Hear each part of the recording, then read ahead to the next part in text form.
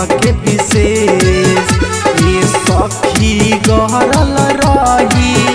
दिलवा में हरदम फेस जब जई है पिया परदेश याद रखी है हमके विशेष सखी गहरल रही दिलवा में हरदम हमार फेस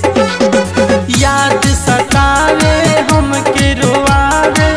याद सतावे हमके रोआवे जीव जरा दीहनी भतर के सखी रे जतरा बना दीहनी भतर के सखी रे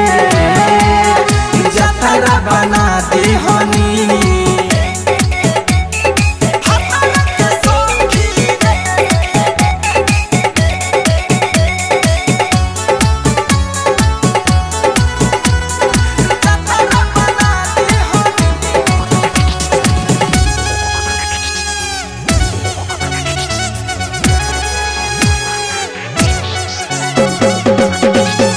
राती के रोजो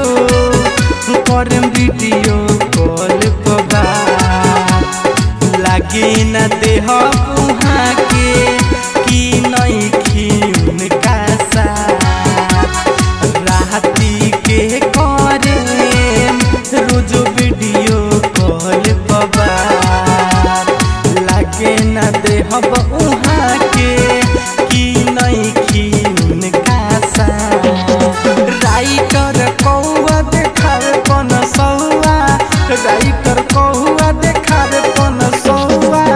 उनके चुपा दीहनी